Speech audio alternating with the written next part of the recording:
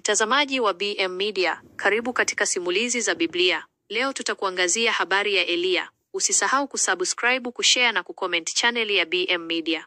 Katika ardhi iliyokauka ya Israeli, ambapo ibada ya Baali ilikuwa imechukua nafasi ya ibada ya Mungu wa kweli, Nabii Eliya alisimama kama mwamba imara. Mfalme Ahabu, akiwa amepotoshwa na mke wake Yezebeli, alikuwa ameongoza taifa katika uasi, akiwacha miungu ya kigeni iharibu imani ya watu. Eliya, nabii pekee aliyesalia mwaminifu, alikuwa na uchungu moyoni mwake. Siku moja, Eliya alisimama mbele ya Ahabu na kutoa changamoto isiyo ya kawaida. Kusanyikeni watu wote wa Israeli kwenye mlima Karmeli, alisema, pamoja na manabii wa Baali 450 na manabii wa Ashera 400. Ahabu, akiwa na kiburi na dharau, alikubali changamoto hiyo.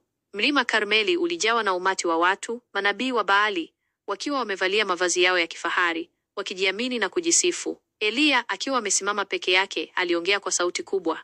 Je, mtasitasita namna gani kati ya mawazo mawili? Bwana akiwa Mungu, mfuateni; bali ikiwa Baali ni mungu, mfuateni yeye. Hakuna mtu aliyethubutu kujibu. Eliya aliendelea, mimi peke yangu ndimi nabii wa Bwana niliyebaki, bali manabii wa Baali ni watu 450. Na watupe ng'ombe wawili, nao wachague ng'ombe mmoja, wamkate vipande vipande na kumweka juu ya kuni, wasitie moto chini. Nami nitamwandalia ng'ombe wa pili na kumweka juu ya kuni, wala sitatia moto chini. Nanyi iteni jina la Mungu wenu, nami nitaliita jina la Bwana, na Mungu ajibuye kwa moto, huyo ndiye Mungu. Manabii wa Baali, wakiwa na kiburi, walichagua ng'ombe wao na kumwandalia dhabihu. Walianza kuita jina la Baali, wakirukaruka na kupiga kelele, Baali, utusikie. Lakini hakuna jibu lililotoka. Walirukaruka kuzunguka madhabahu waliokuwa wameifanya, wakipiga kelele kwa sauti kubwa zaidi, lakini hakuna kilichotokea. Mchana ulipofika,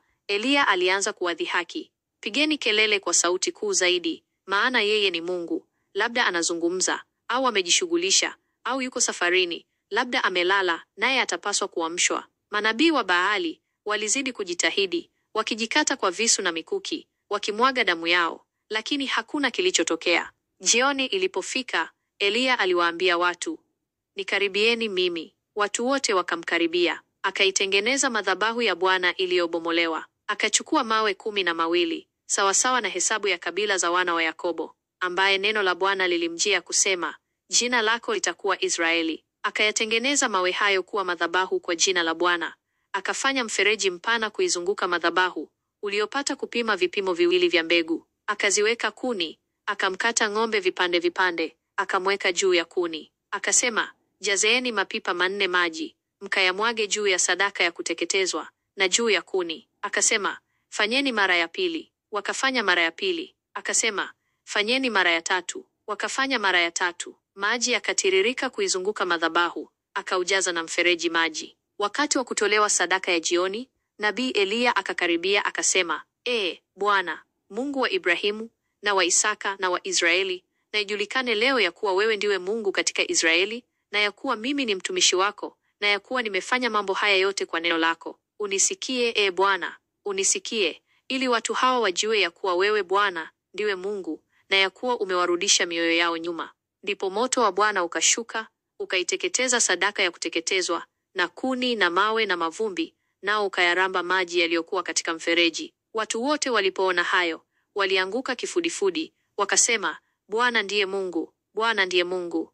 Eliya aliwaamuru, wakamateni manabii wa Baali, asipone hata mmoja wao. Wakawakamata, naye Eliya akawapeleka chini kwenye kijito Kishoni, akawaua huko. Kisha Eliya akamwambia Ahabu, panda, ule na kunywa, maana sauti ya mvua nyingi inasikika. Ahabu akapanda ale na kunywa. Eliya akapanda juu ya kilele cha Karmeli, akainama chini, akauweka uso wake kati ya magoti yake. Akamwambia mtumishi wake, panda, utazame upande wa bahari. Akapanda, akatazama, akasema, hakuna kitu. Akasema, enenda tena mara 7. Ikawa mara ya 7. Akasema, tazama, wingu ndogo kama mkono wa mtu linapanda kutoka baharini. Akasema, panda, umwambie Ahabu, tandika, ushuke, mvua isikuzuie. Ikawa muda mfupi baadaye, mbingu zikawa nyeusi kwa mawingu na upepo, mvua kubwa ikanyesha. Ahabu akapanda gari lake, akaenda zake Yezreeli. Usisahau kusubscribe, kulike na kukomenti chaneli ya BM Media. kwa hadithi mbalimbali za Biblia.